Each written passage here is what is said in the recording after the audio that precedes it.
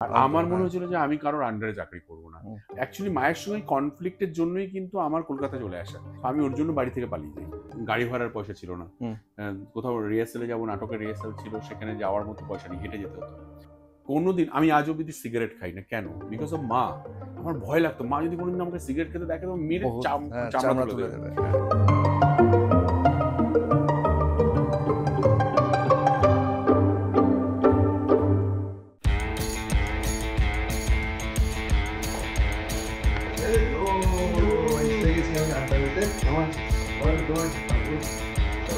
ঠিক আছে তো একদম, হ্যাঁ ঠিক আছে। আর এমনি তো আড়ি নিয়ে না মার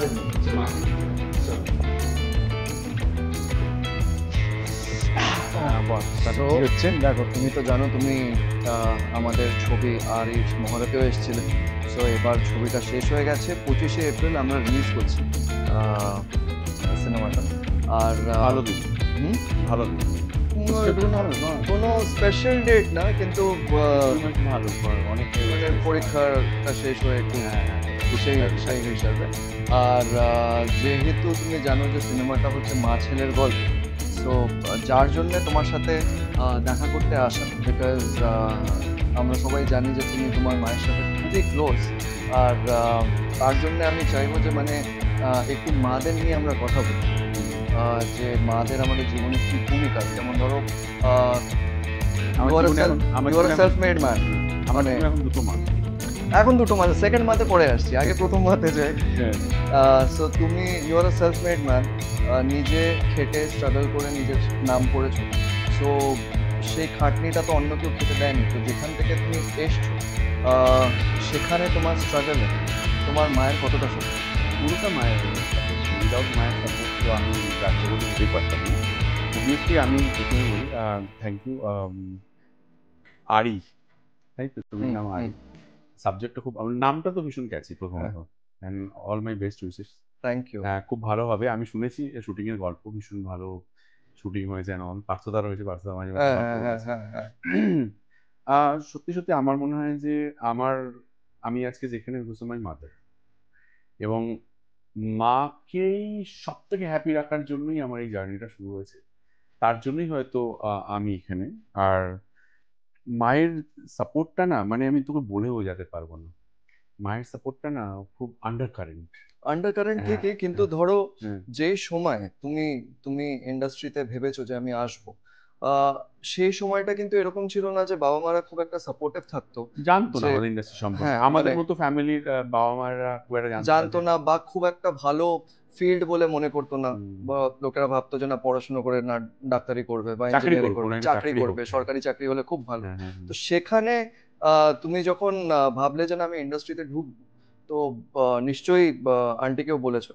তো সেখানে আন্টির কেমন কি আমি রিঅ্যাকশন ছিল? থিয়েটার করতাম, তো মা সবসময় বলছিল যে একটা চাকরি বাকরির জন্য আর কি। তো আমার বন্ধুরা সবসময় চাকরি পরীক্ষার জন্য প্রিপারেশন নিচ্ছে, আমি কেন ওদের সঙ্গে ওই প্রিপারেশনে যুক্ত হচ্ছি না? কারণ আমার হালিশহরের বন্ধুরা সেই সময় সবাই ব্যাংক বা রেল বা একটা টিচার হওয়ার স্বপ্ন নিয়ে এগোচ্ছে আমার সার্কেলে। কেউ হয়তো ক্রিকেট খেলতে চাইছে। তো মেনলি এই এই এই মানে সরকারি চাকরি চাই তাদের জীবনে আর কি। আর আমার মনে হয়েছিল যে আমি কারোর আন্ডারে চাকরি করবো না। আর মা মনে হয়েছিল যে তুই কোনো একটা চাকরি কর প্লিজ, না হলে আমাদের, কারণ আমরা একটা মধ্যবিত্ত পরিবার থেকে বড় হয়েছি। আমার বাবা একটা কলেজের ক্লার্ক ছিলেন, সো আমি যদি একটা কাজ করি তাহলে ফ্যামিলিকে একটু সাপোর্ট করতে পারবো। তো আমি বরাবরই মাকে বলতাম যে আচ্ছা আমি এমন কিছু করবো যেখানে অনেক সাপোর্ট করবো, তুমি চিন্তা করো না। তো আমাকে একটু ওই স্পেসটা দাও। থিয়েটার করতে ভালো লাগতো।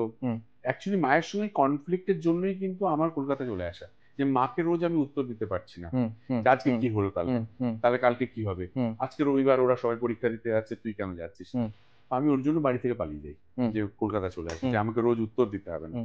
কিন্তু সত্যি কথা বলতে কি, সাবকনসিয়াস মাইন্ডে সারাক্ষণ মা ছিল, যে মা যেটা ভাবছে, যে মা যেটা ভয় পাচ্ছে, সেটাকে আমাকে কোথাও প্রমাণ করতে হবে যে মা আমি আমি সত্যি সত্যি আর 10 জনের থেকে আলাদা হতে চাই আর কি। এটা আমার ড্রিম ছিল। একদমই একদমই একদমই। মায়ের সাপোর্ট বলতে দেখ অনেক রকম সাপোর্ট ছিল। তখন সবে যখন কলকাতায় এসেছি তখন পয়সা নেই হাতে, হ্যাঁ, কিন্তু মায়ের কনসার্ন ছিল যে কি করে আমি যতটা শুনেছি, নাম না নিয়ে বলছি, যে তুমি তোমার দুটো বন্ধুর সাথে থাকতে, হ্যাঁ হ্যাঁ হ্যাঁ, সেই গল্পগুলো আমি হ্যাঁ শুনেছি। আমি ওই গাছতলার ওখানে, ওটার নাম ছিল অল কায়দা। হ্যাঁ, হ্যাঁ, হ্যাঁ। তো সেইখানে থাকছিল, স্ট্রাগল ছিল। হুম, কিন্তু রোজ মার সঙ্গে কথা বললে মনে হতো যে এমন ছিল যে আমার খাওয়ার পয়সা ছিল না। হুম, হ্যাঁ, মানে গাড়ি ভাড়ার পয়সা ছিল না। হুম, কোথাও রিহার্সালে যাবো, নাটকের রিহার্সাল ছিল, সেখানে যাওয়ার মতো পয়সা নেই, হেঁটে যেতে হতো। কিলোমিটারকে কিলোমিটার আমরা ধরো গাছতলায় থাকি, রবীন্দ্র সদন অব্দি রোজ হেঁটেই আসতাম, হুম, হুম, হেঁটে ফিরতাম আর কি। হুম, মানে ওই 1 টাকা 75 পয়সা তখন বাস ভাড়া ছিল, 1 টাকা 50 পয়সা, সেটা দেওয়ার মতো ক্ষমতা ছিল না। তো আমরা সবাই মিলে খাবার ভাগ করে খেতাম। কিন্তু দিনের শেষে যখন মাকে ফোন করতাম না, হুম। মা বলতো যে ওনার গলাটা যখন শুনতাম আমার মনে হতো যে যে সব বাবু ঠিক ক্লান্তি চলে, আছিস, হ্যাঁ খেয়েছিস? হ্যাঁ সব কারণ ক্লান্তি দূর ওটা হয়ে তো যেত। জিজ্ঞাসা করার কেউ থাকে না। হ্যাঁ, যে আর এবং উনি একটা খুব, ও মা এবং আমার 2 বোন মিলে এমন একটা জিনিস আমার জন্য করেছিল, যেটা আমি এক্ষুনি বলতে পারছি না।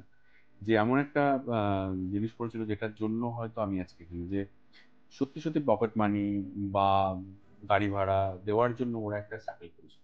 তো সেইটাও আমার জন্য ইয়ে ছিল আর কি। মায়ের মায়ের সঙ্গে না, আমার মা কখনো আমাকে খুব স্বতঃস্ফূর্তভাবে সাপোর্ট করেনি। হুম, সবসময় হুম, একটা হুম, ইয়ে করেছে, যে কোয়েশ্চেন মার্ক রেখেছে। হুম, সো আর হুম। আমার অলওয়েজ কারণ একটা, একেকটা মায়ের একেকটা ধরন হয় হ্যাঁ ধরেন নিজের হয়, বাচ্চার থেকে বেস্টটা বার করার হ্যাঁ জন্য। আমার মা অলওয়েজ চেয়েছে যে আমি ওই চ্যালেঞ্জ গুলো যেন অ্যাকসেপ্ট করি আর কি। হুম, হুম, হ্যাঁ, আমার বাবা তুমি পারবি পারবি, তাহলে হুম, তো আমি পারবো, আমি জেনে গেছি। হুম, কিন্তু মা এমন রেখেছে, পারবে তুমি হুম। নাকি অন্য কিছু ট্রাই করবে। তার মানে রাজ চক্রবর্তী মানেই হচ্ছে চ্যালেঞ্জ নিবি না আর সালা। এটা আমার আমার জন্মগত, মানে এটা যে আমাকে কখনো খুব ভালো করেছে, আবার কখনো খুব খারাপও করেছে ওই ইয়াসটা আর হুম, কি। হুম, মানে এখনো এই এই জেদটাই চেপে আছে। কেউ যদি আমাকে বলে এটা হবে না, হুম, এটা তুমি পারবে না, বা হুম, এটা তুমি, তাহলে হয়ে গেল মুশকিল। আমি সেটাতেই কনসেন্ট্রেট করবো আর কি। হুম, এবং ওর ভাবনা চিন্তাটাকেই আমি কিন্তু আমার মতো করে চেষ্টা করছিলাম। হুম। কিন্তু ও আমাকে কখনো এটা বুঝতে দেয়নি যে তুমি আরে তুমি আমার লাডলা, এটা আমাকে বুঝেছি। কোনোদিন বুঝতে দেয়নি। আর হুম, আমার এখনো মনে পড়ে না, এখন দেখি আর কি, হুম, আমার ছোটবেলায় একবারও মনে পড়ে না যে আমার মা খুব আদর করে আমাকে খাইয়ে দিয়েছে। আমার মা খুব আদর করে আমাকে বলছে যে আমার কোনো অন্যায় করেছি বা ভুল করেছি, হুম, সেটাকে সাপোর্ট করেছে।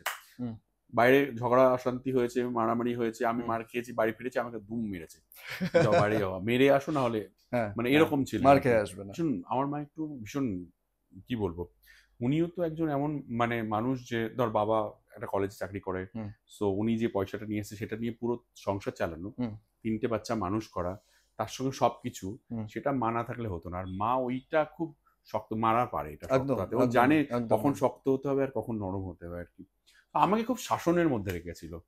কোনোদিন আমি আজ অব্দি সিগারেট খাই না, কেন? হুম। বিকজ অফ মা। আমার ভয় লাগতো, মা যদি কোনোদিন আমাকে সিগারেট খেতে দেখে তো মেরে বহুত, হ্যাঁ, চামড়া চামড়া তুলে তুলে দেবে। দেবে। হ্যাঁ, আজকের দিনে দাঁড়িয়ে বন্ধুদের সঙ্গে পার্টি করলেও হ্যাঁ, আমি না ওপেনলি কিছু করতে পারি না, আমার হ্যাঁ। মন ভয় লাগে, মা মা, যদি দেখে তো আজও খাবো মার। বাহ! আর সত্যি সত্যি এখনো বাড়ি থেকে বেরোলে, মা আসছি, হুম, বাড়িতে ঢুকছি, মা আসলাম, হুম। মা মানে জীবনের ১ম স্ট্রিক্ট টিচারই মা। এখনো অব্দি মানে এখনো। হ্যাঁ। কোনো কিছু যদি রাত্রি হয়ে যাচ্ছে অনেক, হুম, আমি ভাবছি মা সবার প্রথম প্রশ্ন করবে যে কাল এত রাত্রি অব্দি তুমি কোথায় ছিলে। হুম, সো এইটা হচ্ছে আমার মায়ের হচ্ছে ডিসিপ্লিন আর কি, মানে ওই শাসনটার মধ্যে রেখেছিল বলেই হয়তো হুম, আমি আজকে এখানে আসতে পেরেছি। এবং ওই সত্যি সত্যি মানে আমাদের বাড়িতে তুমি বাইরে থেকে এসছো, খেলাধুলো করে এসে হাত পা ধুয়ে পরিষ্কার হয়ে জামা প্যান্ট আলাদা জায়গায় ছেড়ে হুম। তারপরে তুমি ঘরে ঢুকতে পারবে বা বিছানায় বসতে পারবে। জীবনে কোনোদিন বিছানায় বসে খাওয়া তো দূরের কথা, বুঝছি। এবং হ্যাঁ, হ্যাঁ, হাত হ্যাঁ, খাওয়ার পরে গিয়ে প্রপারলি হাত ধুয়ে আসতে হবে আর কি। হ্যাঁ, হ্যাঁ। খাওয়ার আগে হাত ধুতে হবে, প্রচুর ডিসিপ্লিনের মধ্যে বড় করেছে। ভালো জিনিস। কিন্তু ধরো তুমি এই স্ট্রাগলিং পিরিয়ড এর পর ধরো ১ম যে বড় কাজ করেছো, সেখান থেকে যে আ টাকাটা পেয়েছো, আম- সেটা দিয়ে মানে মায়ের জন্য কিছু করেছো? যে মা, মা এটা আমার ১ম ইনকাম, তো আমি তোমার জন্য এটা নিলাম, বা প্রথম সেরকম কথা কোনো বলি যে মেমোরি? এটা খুব ইম্পর্টেন্ট একটা কোয়েশ্চেন। সেটা হচ্ছে সত্যি সত্যি আমার সঙ্গে ঘটেছে। সেটা হচ্ছে যে আমার যা ইনকাম, প্রথম রোজগার, আমার হুম, প্রথম রোজগার ছিল ৪,০০০ টাকা। হুম, যখন আমি মামদুদাকে অ্যাসিস্ট করি, ৪,০০০ টাকা মাসে পেতাম আর কি। এই পুরো টাকাটা মাকে দিয়ে দিতাম। তো দিয়ে দিতাম, আর মা বলছে না দরকার নেই, তুমি তোমার টাকা তোমার কাছে রাখো। আমি বললাম না না, হুম, আমি তোমার জন্য করতে, আমি তোমার জন্যই আমার মানে আমি ভেবেছি সব করবো আর কি। হুম, সো তুমি যদি আমার এই টাকাটা অ্যাকসেপ্ট করো, হুম, তাহলে আমার তুমি ৪,০০০ টাকা নিলে কালকে আমি জানি এই ৪,০০০ টাকাটা 4,00,000 টাকা হবে। হুম, সো হুম, এটা আমার মনে হুম, হয়েছিল। আর সত্যি সত্যি আমার কাছে আমার মা আমার গড। হুম, হুম, সো আমি মনে হয়েছিল যে আমি গডকে দিচ্ছি। আর সত্যি সত্যি ৪,০০০ টাকা 4,00,000 হয়েছে because of my mother.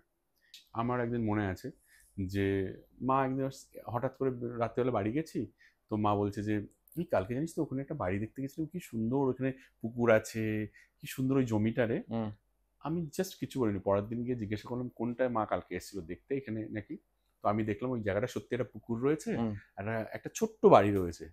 So আমি বাড়িটা কিনে নিলাম, নিয়ে ওটার বাংলো বানালাম, বানিয়ে মাকে একদিন হঠাৎ করে 1 বছর পরে বানালাম, মাও জানতো না, গিয়ে বললাম যে এটা তোমার বাড়ি। কি রিয়াকশন ছিল? দেখে বলছি যে তুই এটা নিয়ে নিয়েছিস, বাবা এত টাকা কেন খরচা করলি? প্রথম প্রশ্ন, কি দরকার ছিল, আমাদের তো একটা বাড়ি ছিল। আমি বললাম তুমি জানো না যে এই বাড়িটা তোমাকে আমি দিতে পারবো ভেবে আমার রোজগার বেড়ে গেছে। আর মাকে বোঝাতে হতো যে এটাই, আজও তাই সেটাই বোঝাই, যে তুমি যদি আমার জিনিসগুলো অ্যাকসেপ্ট করো তাহলে আমার রোজগার বাড়বে, আমার গ্রোথ বাড়বে, আদারওয়াইজ উনি কোনো কিছুতে রাজি হন না। তো যখন ওনাকে অনেক পরে, মানে আমি বলছি 2010-এর পরে 11-র পরে যখন কলকাতায় ওনাকে নিয়ে আসি, যখন আমার ছবি ওনাকে দেখাতে হলে নিয়ে যাই, লোকে হাততালি দিচ্ছে, দেখে কাঁদছে সিনেমা, এবং বাইরে বেরিয়ে সবাই আমাকে জড়িয়ে ধরছে, সেটা দেখে বলছে যে তুই তার মানে ভালো কাজই করেছিস কিছু একটা। এখন উনি বুঝতে পারেন, এখন যেহেতু আমার সঙ্গে থাকেন, আমি যখন থেকে নিয়ে চলে এসেছি আমার কাছে থাকতে হবে, তখন উনি বুঝতে পারেন যে আচ্ছা এটা তুই, আচ্ছা এটা তুই করেছিস তো, আচ্ছা আচ্ছা আচ্ছা আচ্ছা। এখনো ওই কোশ্চেন, কারণ ওটা একটা ফ্রেম আসে না যেখানে মনে হয় যে হয়তো যেহেতু আমরা মিডল ক্লাস ব্যাকগ্রাউন্ডের থেকে আসি, যার জন্য অনেক সময় বাবা মার এক্সপেকটেশনও খুব সীমিতই থাকে, যে না একটা সরকারি চাকরি, আগেকার দিনে যেটা হতো শেষ বেলায় গিয়ে পেনশনটা পেয়ে যাবে, না হলে কোনো মেয়েও বিয়ে করতে চাইবে না, মানে সেরকম একটা। কিন্তু এখানে গিয়ে কি সেই ফিলিংটা কোথাও না কোথাও গিয়ে চেঞ্জ হয়েছে, যে না ওখানেও হয়তো সীমিত থাকতো, আজকে যে ফিল্ডে গেছে সেখানে আর কোনো সীমা নেই, এতটা উঁচুতে যেতে পারে? আমি মনে হয় যে আমি না এটা নিয়ে মায়ের সঙ্গে অনেকবার ডিসকাস করার চেষ্টা করেছি, বোঝানোর চেষ্টা করেছি যে আমি কত বড় হুনু হয়েছি। উনি দেখলাম উনি খুব একটা ইন্টারেস্ট দেখালেন না আর কি, মানে আমার হুনুত্ব তুমি ওনার আবার হয়তো এর জন্য দেখালেন না যাতে তোমার মধ্যে অহংকার না আসে, হতে পারে সেটা একটা কারণ। কারণ যেহেতু তুমি বললে প্রথম থেকেই কাকিমা খুব স্ট্রিক্ট ছিল। আজও তুমি চলো, তুই চল ইয়াস, তুই ভাবতে পারবি না যে মানে, কিন্তু উনি শুভশ্রীকে নিয়ে খুব এক্সাইটেড, এই আমার বৌমা, এই দেখেছিস সেই তুই কি করিস, যেহেতু ওকে দেখা যায়, আর সবসময় এদিক ওদিক থেকে আসতে থাকে, ওইটা নিয়ে খুবই উনি ওনার অহংকার, ওইটা ওনার বৌমা নিয়ে ওনার একটা অহংকার আছে, ছেলে নিয়ে কোনো অহংকার নেই, ছেলেকে নিয়ে ওনার ইয়েও নেই, মানে হ্যাঁ কি করেছে ও, অন্য কেউ গেল আমার বাড়িতে বন্ধু বান্ধব, আমি বললাম ওটা দেখেছে হয়তো, ও তুমি তাহলে কিন্তু এটা খুব বিশাল একটা ব্যাপার, বিকজ তুমি ধরো যাকে বিয়ে করেছো সে নর্মাল হাউসওয়াইফ তো না, সেও একজন সুপারস্টার। তো একজন সুপারস্টারকে বাড়িতে নিয়ে আসা, সেখানে বাবা মার সাথে থাকা, আমাদের যে ফ্যামিলি ব্যাকগ্রাউন্ড, তারা তো এটা বোঝে না যে না আচ্ছা আর্টিস্টের সাথে কি, তো সেই বন্ডিংটা এদের কিভাবে হলো? এটা তো উপরওয়ালা অবভিয়াসলি, এটা দেখো এটা মেরা কিসমত কি আমার বাড়িতে প্রথমত শুভশ্রী এমন একজন মহিলা যে মানে আমি হয়তো কোনো একটা ভালো কাজ করেছি যে শুভশ্রীর মতো একটা মেয়ে আমার জীবনে এসছে, এটা ফার্স্ট। দ্বিতীয় হচ্ছে যে আমি কোনোদিন ভাবতে পারিনি আমার জীবনের সঙ্গে এত ভালো কিছু হতে পারে, সেটা বিকজ অফ শুভশ্রী। ওটা পার্সোনালিও আমরা দেখেছি যে শুভ ইজ রিয়েলি সাপোর্টিভ, মানে শুভশ্রী আর খুবই ফ্যামিলি ওরিয়েন্টেড। এক্স্যাক্টলি, এটা খুব ইম্পর্টেন্ট যে ওর কাছে শুভশ্রী যখন কথা বলে ও দেখবে ওর ফ্যামিলি নিয়ে বেশি কথা বলে, রাদার ওর প্রফেশন নিয়ে। একদম। সো আমার মনে হয় ওই ভাবনা চিন্তাটাও কোথাও আমাদেরকে ইয়ে করেছে। প্লাস মায়ের সঙ্গে ওর বন্ডিংটা না, আমি জানি না, মানে এটা আমি তোমাকে এক্সপ্লেন করতে পারবো না ইয়াস, সেটা হচ্ছে যে মায়ের সঙ্গে ওর বন্ডিংটা না গড গিফটেড। হ্যাঁ, মানে মা ওকে ওইভাবেই দেখে যে আমার বোনেদের সঙ্গে যা মায়ের বন্ডিং তার থেকে বেশি আমার শুভশ্রীর সঙ্গে বন্ডিং, সেটা শুভশ্রীর এফোর্ট রয়েছে, এবং হ্যাঁ এফোর্ট রয়েছে, এটা না। আর আমি বলবো না যে এটা আর্টিফিশিয়াল, এটা ভীষণ মানে কি বলবো অর্গানিক, ভীষণ অর্গানিক। এবং তারপরে দুটো বাচ্চা বাড়িতে আসার পরে মানে আমাদের বাড়িটা একটা স্বর্গ, মানে বলতে পারি কমপ্লিট ফ্যামিলি। হ্যাঁ, আমাকে বাড়ি থেকে বেরোতে হয় কাজের জন্য, আদারওয়াইজ আমি বাড়ি থেকেও বেরোতাম। আমি তো এখন বলি আমার অনেক টাকা থাকলে আমি রিটায়ারমেন্ট নিতাম, আমি বাড়িতে আমি কাজ করতাম, বাড়িতেই থাকতাম, সুখী মানুষই বলতে পারে। হ্যাঁ, আমি সত্যি আমি চাই ওই জায়গাটায় যেতে। আমার এখন একটাই ফোকাস, সকালবেলা বেরোই কত তাড়াতাড়ি আমি বাড়ি ফিরবো আর কি। আর আমার জীবনে আমার অনেক দামি গাড়ির দরকার নেই, আমি অনেক বড় বাড়ির দরকার নেই, আমি আমার ফ্যামিলির সঙ্গে হ্যাপি থাকতে চাই, এটা হচ্ছে আমার priority. Because of my mother, because of my wife, এবং আমার জীবনে আর একটা মা এসছে বললাম ইয়ালিনী, সেও 1.5 বছর বয়স, মানে ও এসে এমন ওকে জড়িয়ে ধরলে আমার মনে হয় প্রাণটা ভরে যাচ্ছে আর কি স্যার। আর পুরোই বাড়িটা, তার সঙ্গে ইভান, পুরো বাড়িটার পজিটিভিটি, মানে যেটার জন্য লড়াই ছিল না, সেই লড়াইটা আমরা এতদিন পরে পাচ্ছি যে আমি কি চাইছিলাম বেসিক্যালি। আচ্ছা, আমার টিম একটা নতুন সেগমেন্ট শুরু করেছে, সেটা হচ্ছে একটু আড়ি একটু ভাব। একটু আড়ি একটু ভাব। তো ওতে আমি কয়েকটা প্রশ্ন তোমাকে করব।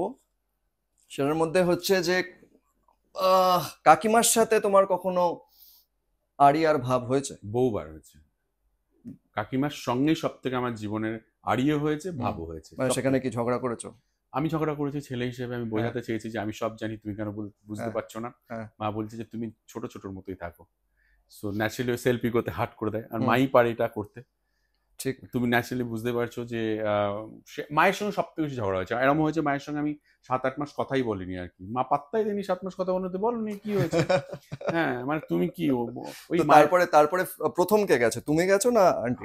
অবভিয়াসলি আমি গেছি, কারণ হচ্ছে যে মা খুব রাশবাড়ি একজন মহিলা ছিলেন। আমি গেছি যে মায়ের জন্য তো কষ্ট হয় naturally, end of the day মাকে কতক্ষণ আর হোল্ড করে রাখবো আর কি। ঠিক, এটা ঠিক। অনেক অনেক আগে, মানে এটা আমি বলছি 2004-3-4 সালে ওই সময়টা হয়েছিল আর কি। যে ছোটবেলা থেকে যেটা ছিল আজও নেচার ওয়াইজ আমার মার সঙ্গে একই রকম বিহেভিয়ার আর কি। মনে হয় যে তুমি আমাকে বুঝছো না কেন, সবাই বুঝতে পারে, তুমি কেন বুঝতে পারছো না। তো আমার নেক্সট প্রশ্ন এটাই ছিল যে দুটো এমন জিনিস আর তাকে ছাড়া আমি কিন্তু আমার মাকে ছাড়া আবার এক পা এগোতেও পারি না আর কি। মানে ধরো ঝগড়া হলো বা আমি মানে অভিমান করলাম, ডিপেন্ডেন্সিও যার উপরে, প্রবলেমও তার সাথেই, ঝগড়াও তার সাথে, ভালোবাসাও তার মার সাথে। সঙ্গে আমার সব থেকে ঝগড়া, ভালোবাসা, আমার জীবনের সবকিছু আমার মার সঙ্গে সবথেকে বেশি। তারপর অবভিয়াসলি আমার বউ এসছে এখন, তার সঙ্গে করি আর ওকে, কি। হ্যাঁ। ওকে। মাকে নিয়ে প্রথম থিয়েটারে কবে গেছিলে? প্রথম থিয়েটার চিরদিন তুমি যে আমার দেখেছিলাম না, প্রথম কলকাতা নিয়ে এসেছিলাম। আর কি রিয়াকশন ছিল? মানে আমরা তো সবাই জানি যে সুপার ডুপার হিট। খুব ভালো লেগেছিল মায়ের। মা বেরিয়ে বলেছিল এই সিনেমাটা থেকে কিন্তু লোক খুব কাঁদবে, হ্যাঁ এটা বলেছিল আর কি। আমার মনে আছে আমি হালিশহর থেকে নিয়ে এসেছিলাম গাড়ি করে, বাবা মা সব বোনেদেরকে। আমরা দেখেছিলাম নবীনাতে, দেখার পরে আমরা আজাদিন্দে ওনাকে খাইয়েছিলাম। খাওয়ানোর পরে আমার তখন থাকার সেভাবে কোনো ইয়ে নেই, তো সবাই ওরা কলকাতা বাড়ি, হালিশহরের বাড়িতে ফিরে গেছিল। ওটাই মায়ের সঙ্গে প্রথম সিনেমা দেখা। থিয়েটার তার আগে নাটক করেছিলাম, সেই নাটকেও ওনাকে নিয়েছিলাম একবার। হ্যাঁ, কোনো একটা নাটকে, ওটা হালিশহরের নাটকের শো ছিল, সেখানে ওনাকে নিয়ে গেছিলাম আর কি।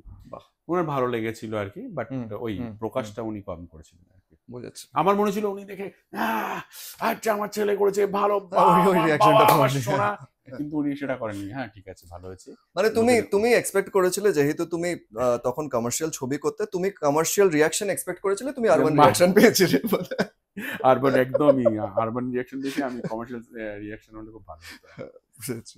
আচ্ছা, লাইফে তো অনেক আপস এন্ড ডাউনস তুমি দেখেছো, এরকম কোন সিচুয়েশন যেখানে আন্টি একটা খুব খারাপ সিচুয়েশনকে একা হ্যান্ডেল করেছে? অনেক অনেক, যদি বলো মানে আমি নাম করে মানে অনেক বলতে পারি। সে ক্রাইসিস, যেরকম তুমি একটা বলছিলে যে যখন তোমার এখানে স্ট্রাগলিং ডেজ চলছিল, সেখানে একটা জিনিস বলি, অনেক কিছু আছে, অনেক বড় বড় ঘটনা আছে। আমি একটা ছোট্ট যেটা রিলেট করতে পারবি সেটাই বলছি। সেটা হচ্ছে যে 2005 সালে যখন আমি মামদুদার সঙ্গে কাজ করতাম অ্যাজ এ অ্যাসিস্ট্যান্ট ডিরেক্টর, তো মামদুদার কাজটা বন্ধ হয়ে গেছিল। কিন্তু তখন আমার মনে হয়েছিল যে ওনার সঙ্গে 5 বছর আমি কাজ শিখেছি, তখন আমার মনে হয়েছিল যে আমি এটা কাজ করতে চাই, এবার অ্যাজ এ ডিরেক্টর ডেবিউ করবো। তো আমি প্রথম কাজ শুরু করি তখন নদের চাঁদ বলে একটা টেলিফিল্ম করেছিলাম। সো এই টেলিফিল্মটা করার জন্য আমার তখন নিজেকে প্রমাণ করার জন্য, আমি ডিরেক্টর হিসেবে কেউ আমাকে চেনে না। সো আমি যখন গিয়ে চ্যানেলকে বলেছিলাম যে আমি এরকম, আমার কাছে খুব ভালো গল্প আছে, আপনি যদি আমার কাজটা নেন, তো উনি বলেছিল না নেবো না, তুমি কি ডিরেক্টর সেটা প্রমাণ করো। তখন আমি বলেছিলাম যে আমি একটা কাজ করে নিয়ে আসছি, আপনার ভালো লাগলে আপনি নেবেন, না ভালো লাগলে আপনি ছুঁড়ে ফেলে দেবেন, আমি জিজ্ঞাসা করবো না আপনাকে কেন আপনি ছুঁড়ে ফেলেছেন। তো বলো ঠিক আছে, তোমার এত কনফিডেন্স থাকলে তুমি নিয়ে এসো, কিন্তু আমি অফিসিয়ালি কোনো কাগজ দেবো না যে তোমাকে আমরা এটা বলছি করতে। আমার যেন কেন মনে হয়েছিল যে আমি একটা যে করে হোক একটা পয়সা জোগাড় করে এটা করি আর কি। সো আমি জয়ন্ত দা ম্যানেজার ছিল, জয়ন্ত কুন্ডু, তো আমাকে বললাম যে 1,75,000 টাকার মতো খরচা হবে টেলিফিল্মটা করতে। সো আমি জানি আমি টাকাটা পেয়ে যাব, তুমি আমাকে কি করতে হবে বলো। বলে আমাকে 40-50 হাজার টাকার মতো অ্যারেঞ্জ করে দে, কারণ লোকেশন কস্ট, ফুড কস্ট, গাড়ি ভাড়া, টেকনিশিয়ান কস্ট আমাকে দিতে হবে শুটিং এর সঙ্গে সঙ্গে। আর তুই শিওর যে তুই এটা বেচতে পারবি? তো আমি বললাম হ্যাঁ হ্যাঁ, আমি নিয়ে আসলেই নিয়ে নেবে, আমার সেদিন থেকে ডিরেক্টর জার্নি শুরু হয়ে যাবে। তো উনিও আমাকে হেল্প করেছিলেন। তখন আমার মা, আমার মনে আছে যে নিজের কিছু জিনিসপত্র দিয়ে আমাকে ওই টাকাটা দিয়েছিলেন, এবং তাই আমি নদের চাঁদ করতে পেরেছিলাম। জিনিসপত্র দিয়ে আমি বুঝেছি, গয়না বন্ধক রেখে দিয়ে উনি আমাকে দিয়েছিলেন, এবং তার জন্য আমি নদের চাঁদ করি এবং নদের চাঁদ সুপার ডুপার হিট হয়। তারপরে আমাকে ওই ওই একটা প্রথম শোটাই আমার এত সুপার হিট হয়, তারপরেই আমার সব কাজ আসে আর কি, তখন কাউকে আর অ্যাপ্রোচ করতে হয়নি। তো তারপরে আমার কাছে কাজ এসছে, যে আমাকে গিয়ে বলতে হয়নি যে আমাকে এই কাজটা দিন, আমি তারপরে সব নদের চাঁদ এতটা সুপার ডুপার হিট হয়ে গেছিল, তারপরে আমি 17টা টেলিফিল্ম করেছিলাম। আর ওটা মায়ের গয়না ছিল না, মায়ের আশীর্বাদ ছিল। আশীর্বাদ ছিল, অ্যাবসলিউটলি। তো সেই জিনিসগুলো দিয়ে মায়ের মানে খুব ক্রাইসিস পিরিয়ডে উনি আমাকে না করলে আমি হয়তো রাজ্যবর্তী হতে পারতাম না, এবং তারপরে যখন আমি পয়সা রোজগার করেছিলাম তখন ওনাকে কোনো বানিয়ে দিয়েছিলাম আবার। লাভলি। লাস্ট প্রশ্ন হচ্ছে যে আন্টিকে কবে লাস্ট জড়িয়ে ধরেছো তুমি? এইক্ষুনি একটু আসার আগে ও মানে এখনো রোজ সকালে উঠে এরা জড়িয়ে, কারণ বাচ্চাদের হয় না যে ছোটবেলা তো মায়ের শরীরের থেকেই বেরিয়ে তারপরে আস্তে আস্তে বড় হতে হতে একটা গ্যাপ চলে আসে, যেখানে একটা টাইম আসে অনেকে বলে যে না এখন না, জড়িয়ে ধরতে একটু অদ্ভুত লাগে। ও বাবা, আমি তো এখনো মানে সপ্তাহে একদিন মার সঙ্গে শুই, ঘুমাই, মানে জড়িয়ে ধরে শোয়াই। আমি রিলেট করতে পারি, আমি 25 বছর অব্দি আমার মায়ের সাথে আমি এখন মায়ের সঙ্গে শুই, আর মায়ের সঙ্গে শুলে একটা জিনিস পাওয়া যায়, সেটা হচ্ছে মা একটু হাত বুলিয়ে দেয়, আর এখন ছোট্ট ছোট্ট সফট সফট হাতটা এরকম ভাবে বুলিয়ে দেয়, অসাধারণ। ইভানও বলে যে না আমি আজকে লীলার সঙ্গে, আমার মায়ের নাম লীলা, তো ইভান মাকে লীলা বলে ডাকে, না বাবা না আজকে আমি শোবো, আমি লীলার সঙ্গে শোবো। সো আমাদের দুজনের মধ্যে হয়, তো ম্যাক্সিমাম সময়টা ওই শোই। তো এই স্ট্রিক্টনেসটা কি তোমার সাথেই না ওটা কন্টিনিউ করেছে? কারণ আমি তো দেখি না যে গ্র্যান্ড চিলড্রেনের প্রতি সেই স্ট্রিক্টনেসটা আসে। না, আমার প্রতি কোনো ওদের জন্য সব ছাড় আছে, সব ছাড় আছে। আমার জন্য এখন মা এত একটা পুতুলের মতো, যখন পাই সবাই চটকে, কখন আমি চটকে গেলাম, ইয়ালিনীও দেখি এখন চটকাচ্ছে গিয়ে, আর শুভশ্রী চটকাচ্ছে, হ্যাঁ আমাদের বাড়ির যারা আছে তারাও চটকাচ্ছে, মানে এখন ফাইনালি কি ওই গাম্ভীর্যটা ছেড়েছে কোথাও না কোথাও, মেন্টালিও রিল্যাক্স, কারণ সেই সময় যা থাক রিল্যাক্স হয়েছে একটু। হ্যাঁ হ্যাঁ, যখন থেকে আমার কলকাতায় আসে তারপরে আস্তে আস্তে রিল্যাক্স হতে শুরু করে, তারপরে বাবা চলে যাওয়ার পরে আরো বেশি রিল্যাক্স হয়ে গেছে, যে ওপিনিয়নটা খুব বেশি আনেন না। বুঝেছি। বাবা থাকাকালীনও অনেক ওপিনিয়ন ছিল, বাবাকে কিছু বলা যাবে না, এটা প্রথম শর্ত। বাবা অন্যায় করুক, যা কিছু করে, বাবাকে কিছু বলা যাবে না, সে তুমি যত বড় হনু হয়ে যাও। মানে এইসব নিয়ে প্রবলেম ছিল। ধর বাবা না, আমার বাবা স্মোক করতো, বাবা বয়স হয়েছে, তুমি স্মোক করো না, দরকার নেই, বাড়িতে স্মোক করো না, মায়ের শরীর খারাপ। বাবা হয়তো অনেকে বুঝতে চাইতেন না, মাঝে মধ্যে লুকিয়ে করতেন, আমি গিয়ে বলতাম বাবা please don't do this, please, মায়ের শরীর খারাপ। বাবাকে শাসন করছো, বাবাকে তুমি করছো, বুঝো ভালোর জন্য বলছি, না না না না, তুমি বাবাকে কোনো এরকম কথা বলবে না যেটা বাবা হয়। আমি বলছি মা বুঝো, আমি তোমার সন্তান, আমার বলার অধিকার আছে। হ্যাঁ আছে, অবশ্যই আছে, কিন্তু যেটুকুনি বলা যায় সেটুকুনি বলবে, বাবা যাতে কোনো রকম ভাবে হার্ট না হয়। এই ব্যাপার ছিল মা বাবা থাকাকালীন, মানে নড়তে দেয়নি আমাকে। আই থিঙ্ক তুমি যে যে কথাগুলো বললে আজকে, আই থিঙ্ক কোথাও না কোথাও এই জিনিসগুলো তোমার সিনেমাতে, তোমার আর্টে ওটা রিফ্লেক্ট করে, মানে সেটা চ্যালেঞ্জ বলো বা সন্তানে, যেখানে দেখছি যে মা ছেলেকে বলছে, ওটা তো আমার পুরো, সো কোথাও না কোথাও তুমি নিজের রিয়েল লাইফ ইনসিডেন্টস গুলো বলবো না, কিন্তু ওই মুড গুলোকে কোথাও না কোথাও তুমি ওটাকে রিফ্লেক্ট করিয়েছো।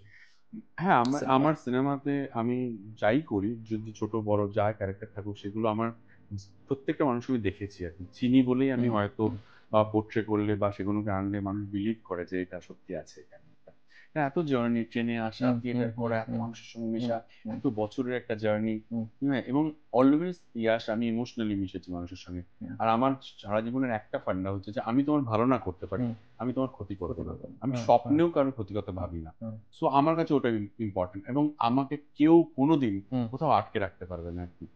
আমি যখনই কোনো অন্যায় করব, ভুল করব, ক্ষতি করব, তখনই কিন্তু আমাকে মানুষ আটকে দেবে, বা যে কোনো একটা জিনিস এসে আমাকে আটকে দেবে। সো আমি চেষ্টা করি যে যাতে জ্ঞানত আমি এমন কোনো কাজ করি না যার জন্য অন্যের খারাপ লাগতে পারে, আমি কখনো এমন কথাও বলতে চাই না যাতে অন্য মানুষ হার্ট হয়।